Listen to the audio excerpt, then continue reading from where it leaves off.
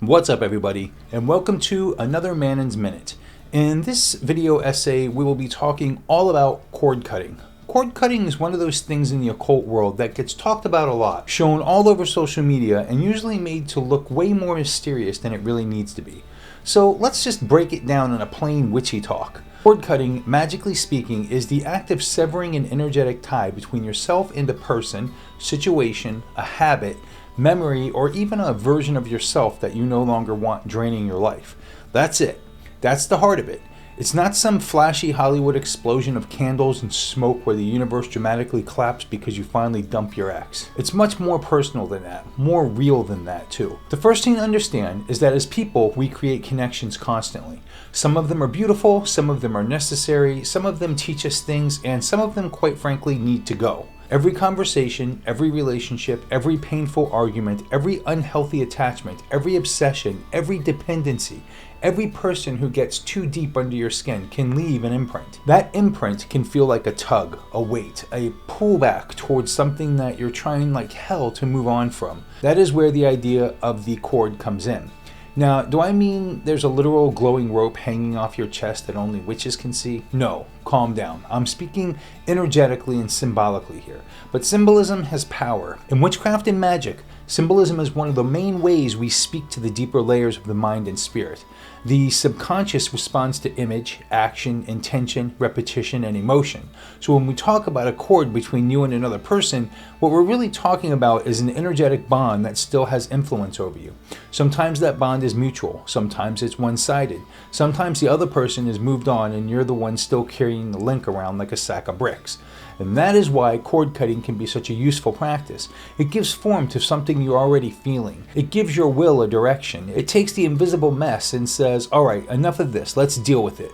One of the biggest mistakes people make with cord cutting is thinking it is only for romance. Nope, not even close. Sure, a lot of people run to cord cutting after a breakup, divorce, affair, betrayal, or some messy situationship that should have ended 6 months before it did. That happens all the time. But cords can form through family conflict, toxic friendships, abusive dynamics, grief, guilt, shame, envy, trauma, and even unhealthy attachment to a job, a house, a habit, or a former identity. You can carry cords to old pain. You can carry cords to anger. You can carry cords to the version of you that still wants approval from somebody who's never going to give it. And that one hits hard, by the way. So what is cord cutting really trying to accomplish? It's not trying to erase history. It's not trying to pretend something never mattered. It's not trying to magically delete every emotion like you got your heart broken by a robot and now your hard drive's being wiped clean. That's not how people work, and that is not how serious magic tends to work either. Cord cutting is about reclaiming your energy. It's about stopping the bleed. It's about saying, this connection no longer has permission to feed off my thoughts, my emotions, my focus, my peace, or my future. That is why intention matters so much here. If you go into a cord cutting working just because you're angry for 5 minutes and want to be dramatic, you may get a ritual that feels exciting in the moment, but does very little long term. But if you go into it because you're genuinely ready to release, ready to stand back up, ready to stop spiritually babysitting something dead and buried, then now you have something real to work with. And here's another thing people don't always want to hear. Cord cutting does not replace common sense. In other words, you can't do a ritual to cut the cord with a toxic ex and then still stalk their Facebook, reread old texts every night, talk about them to 6 friends a week, keep their hoodie under your pillow, and secretly hope they come crawling back. I mean, come on now. At some point, you're just retying the cord yourself. Magic supports your will. It does not usually overpower your behavior while you run in the opposite direction. This is why I think cord cutting works best when paired with actual action in the mundane world. Set boundaries, block numbers if you need to, get rid of things that keep you trapped, stop feeding the obsession, stop reopening the wound just to see if it still hurts. Newsflash, it probably does. This is why you're doing the work in the first place. Now, some people get nervous about cord cutting because they think it sounds cruel or harmful, but not all severing is an act of aggression. Sometimes it's an act of healing. Sometimes it's the most loving thing you can do for yourself. Think about a surgeon cutting away infection. Think about cutting dead weight off of a sinking ship. Think about cutting your way out of a net that is dragging you under the water. Not every cut is violence. Some cuts are freedom. And no, this does not mean you have to hate the person. That's another huge misunderstanding.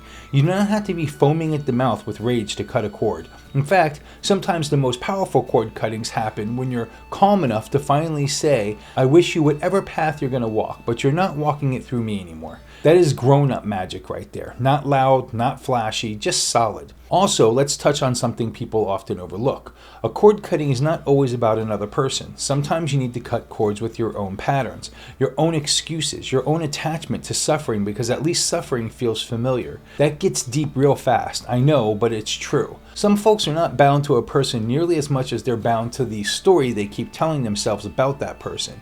I need closure. I need them to apologize. I need them to understand what they did. Maybe, maybe not. But if your peace depends on somebody else's finally becoming who they should have been years ago, you're handing them way too much power. Cord cutting says, I'm taking some of that power back. Now, because I know somebody out there will say, well, where's the spell? Let me say this clearly. I'm not going to add a specific cord cutting spell in this essay, and the reason is simple. There are hundreds of cord cutting spells and rituals all over the internet already. Hundreds. Candle versions, knot versions, string versions, spoken versions, mirror versions, petition paper versions, and on it goes.